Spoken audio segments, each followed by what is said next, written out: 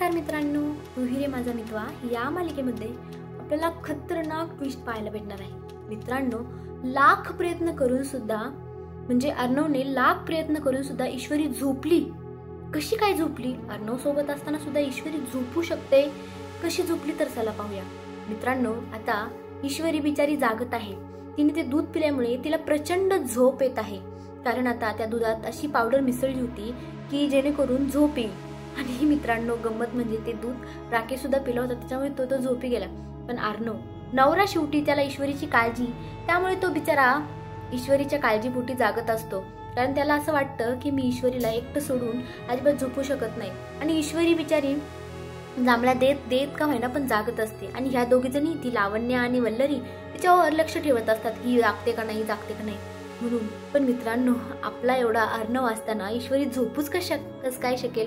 अर्णव काय करतो, ईश्वरीला black coffee प्यायला आणतो। म्हणतो, हे बघ मी सुंदर, ही ब्लॅक कॉफी पी म्हणजे तू जागी राहशील। ईश्वरी बोलते, सर मला ब्लॅक कॉफी नाही आवडत, मला नाही आवडत, मी पित नाही, बिना दुधाची कॉफी मी बिलकुल पित नाही। अर्णव बोलतो, अगं पी नाही, याने ना तू जागी राहशील, तुझं ब्रेन अलर्ट राहील। ईश्वरी प्यायला घेते पण तिला खूप कडू लागते। मग ती बोलते, नाही नाही सर, मी पिऊ शकत नाही, मला नाही जातो, खूप कडू आहे। मग आता अर्णव काय करणार? मित्रांनो, अर्णव काय करणार माहिती तुम्हाला? गाणं लावणार आणि डान्स करणार आहे।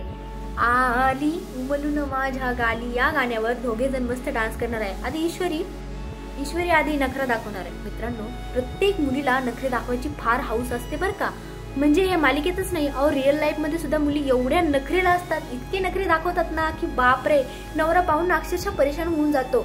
तर आता ती सुद्धा नखरे दाखवते आधी, नाही नाही, नंतर जेव्हा तिला फार झोप यायला लागते आणि अर्णव जेव्हा तिला उडू उडू नाचायला सुरुवात करतो, तेव्हा तीही अगदी आनंदी होते आणि नाचते। मित्रांनो, नवऱ्याबरोबर नाचायला कुणाला नाही आवडणार? किती मज्जा येणार हो नवऱ्याबरोबर नाचणं, म्हणजे ती गोष्ट काय वेगळीच असते ना। बापरे, किती सुख असते त्या गोष्टीमध्ये, आपल्या नवऱ्याबरोबर ताल धरणं, त्याच्यासोबत डान्स करणं।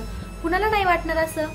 ठीक आहे, मान्य आहे, ती त्याला नवरा नाही मानत, पण एक मित्र तर मानते आणि मित्रासोबत तर नाचू शकतो आपण, म्हणून ती आता डान्स करते मस्त छान। दोघे जण इतका सुंदर डान्स करत असतात, छान पाठीमागे गाणं लागलेलं असतं आणि वातावरण अगदी फुलून आलेलं असतं। रात्रीची वेळ, वातावरण अगदी शांत, आणि त्या शांत वातावरणामध्ये आपले हे दोन गोंडस जणू काही चंद्रच उमलून आले, गुलाबाचे पाकळ्या जसे उमलून येतात तसे त्यांचे चेहरे उमलून आलेले आहे आणि सुंदर असा डान्स करत आहे, एकमेकांना ओढत, एकमेकांकडे पाहत, हसत, खेळत, नाचत, अगदी सुंदर। आणि हे सगळं लपून छपून लावण्या आणि ती वल्लरी पाहत आहेत। मित्रांनो, आता डान्स तर करून झाला, मग आता ईश्वरी इकडे मनात विचार करत आहे की अर्णव सरांनी एवढं का बरं केलं असेल माझ्यासाठी? जाऊ दे, पण खरंच अर्णव सर खूप चांगले आहेत, त्यांनी माझ्यासाठी एवढं काही केलं। मित्रांनो, तरी ईश्वरीला झोपच येत आहे, कारण शेवटी आता त्या दुधामध्ये ती पावडर मिसळल्यामुळे झोप तर येणारच ना। अर्णव मस्त प्रयत्न करतो पण तिला झोप येत आहे। मग अर्णव काय करणार माहिती मित्रांनो? अर्णव आता ईश्वरीला तिच्या आवडीचं काम करायला लावणार। कोणतं? ओळखा पाहू, कसं काय ओळखणार तुम्ही? तर मित्रांनो, दिवे लावायचं काम। बापरे, दिवे लावायला कुणाला नाही आवडत? अहो मित्रांनो, आता तर सध्या दिवाळी चालू आहे, त्यांच्या तिकडे कोजागिरी आहे मान्य, पण इथे आपल्याकडे दिवाळी चालू आहे आणि दिवे लावताना पाहून तर अगदी मनच भरून आलो। दोघे जण इतके मस्त सुंदर दिवे लावत आहेत, त्या दिव्यांच्या प्रकाशात त्यांचं तेज असं उमलून आलेलं आहे, अगदी टवटवीत सुंदर गोंडस चेहरे दिसत आहे। अगदी त्यांचे चेहरे पाहूनच इकडे आता आमची दिवाळी साजरी होती काय असं वाटायला लागलंय। ते इतके सुंदर टवटवीत ते दिसत आहेत आणि मस्तपैकी ते दोघे जण छान दिवे लावत आहेत, एकमेकांकडे पाहत, मस्त एकमेकांमध्ये रमून जात।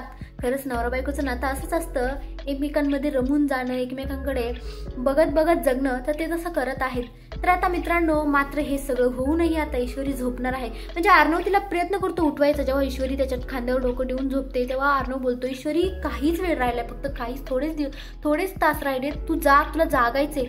पण मित्रांनो, ईश्वरी अक्षरशः देवीसमोर जाते आणि देवीसमोर माताच टेकवते आणि बिचारी झोपी जाते। आणि हे सगळं पाहतं वल्लरी तर त्याच्यावर टपलेली असते, ती आजीला लगेच घेऊन येते। बघा म्हणते, तुमचे बळजबरीच्या सुनबाई कशा झोपी गेल्यात? तर आजी तिचा आता इतका अपमान करते, बोलते, तुला जर जमणार नव्हतं तर कशाला केलं ग हे मुली, तू आमच्या सुनबाईंच्या लायकीची नाही, असं तसं इतका अपमान करते।